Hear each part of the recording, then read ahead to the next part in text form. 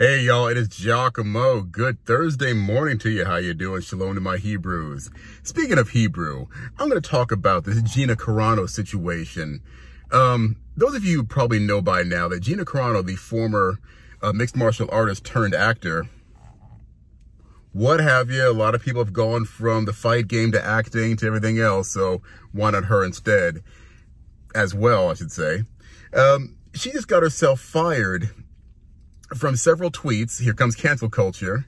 And most notably regarding the tweet about what happened in Nazi Germany. Now, I have a unique perspective. Those of you who know my channel, you've come by every now and then, you've seen what I posted, you also know about my background.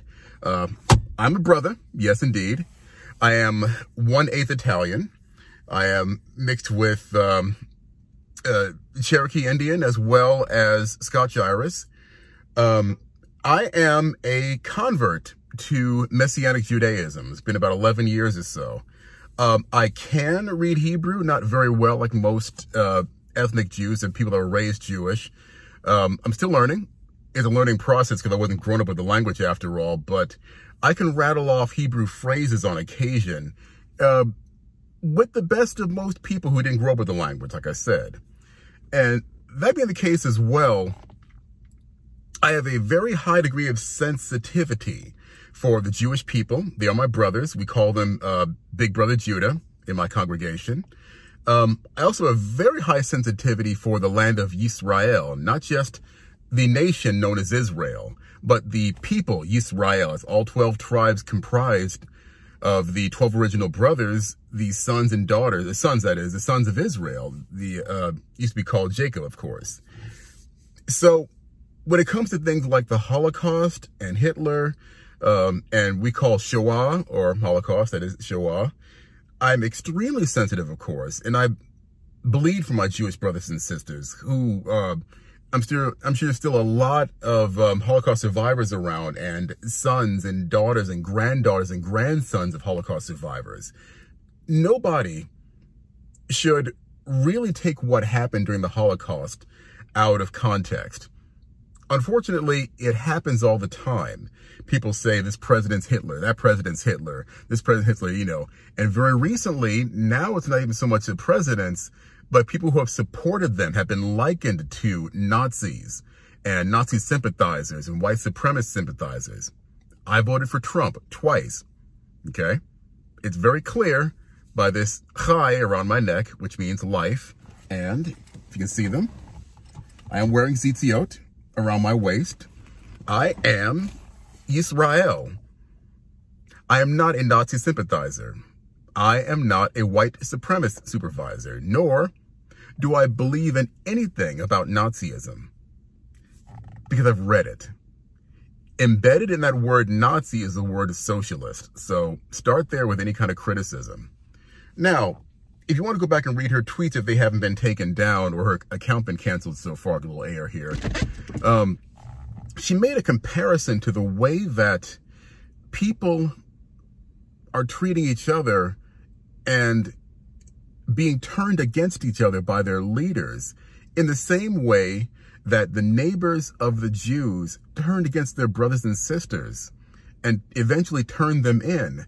See, if you haven't studied the Weimar Republic like I had to in film school, because the Weimar Republic used propaganda movies, look up Leni Riefenstahl, to really push their message against Jewish people. And so with that, what you have is a government pogrom. Let's go ahead and say the word pogrom, to make a scapegoat out of people who are not responsible for what's going on. Let me give you a Cliff Notes version of the Weimar Republic. Germany lost World War I horribly. And so with that, the nation had to pay like some seriously heavy fines to the League of Nations. And so they were bankrupt. They got into a horrible, horrible depression to where, I don't remember what the currency was during the Weimar Republic, but they had to pay, you know, thousands of their dollars for a loaf of bread, for crying out. That's horrible. And so during the Weimar Republic, what happens is the government starts to take over certain issues of things. It's a socialism for you. As well, They needed to make somebody feel badly to rebuild the nation, so to speak. This is what caused Hitler's rise. At first, no one liked Hitler. He was some, weird little kid from the middle of nowhere who apparently was part Jewish, but we'll talk about that later. It was very easy for him to be elected because the people were hurting financially and they needed a scapegoat. Well, sure enough, you've got these Jewish bankers and jewelers, tailors, and every profession that really made a lot of money at that point during the early 19-teens and right before the Weimar Republic even got started. And so it was very easy for the government to go, look, these people over there, the guy that owns your home and your banknotes, he's a Jew. Look what they're doing to us. And you can see the results by and by what actually happened until this very small number of people were able to round up and murder 6 million Jewish people. That doesn't happen overnight. It happens through a program of disinformation, a program of treating people a certain way and pointing out an enemy that is not an enemy. Does that sound like what she said in her tweet?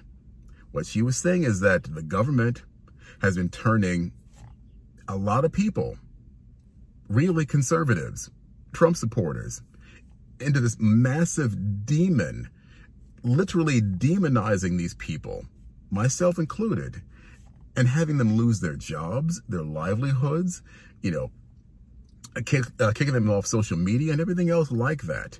It's very similar, but not perfectly similar. So I can see where a lot of my Jewish brothers and sisters who are a little bit more sensitive than I am, maybe, could say, it's really kind of racist. I'm like, no, it isn't. And I don't believe she was trying to diminish what happened during the Holocaust. That's more of a personal opinion than anything else. But let's keep one thing in mind. These same forces that are at work in our government right now are doing it to Jews again in a real soft kind of a way, because you see what's happening with the BDS movement, where you have 4 senators who are virulently against the state of Israel. And I've heard it said again from back in the Obama era, these people want Israel to go back to their pre-1967 borders. And to that I say, frack you. Language cleaned up. Praise Yahweh. If you don't know what's going on in Israel, I'll give you the Cliff Notes version of that as well.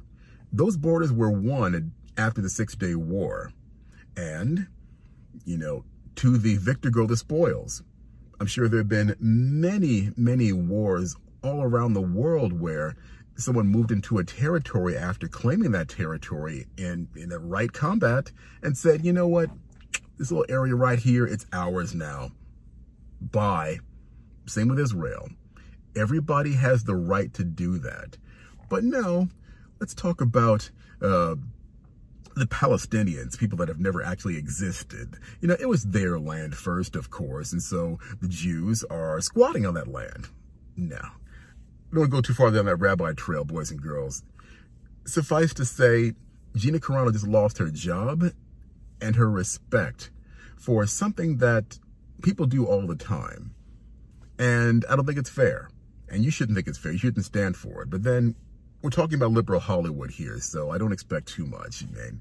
I'm a part of this crazy business, and we make enemies all the time out of things that are not supposed to be enemies. We're supposed to be making people happy, making people sad, making people get excited when they watch a movie or a TV show or, whatever it is we put out in the world. And if we fail to do that, we're not entertaining. We are building a social construct that doesn't need to be made. Just my opinion. Been in the business for a very long time. Look up Double Dragon or Wayne's World 2. You'll see Giacomo running around in there, hey? Love you so much. Shalom to my Hebrews and you as well. Talk to you soon.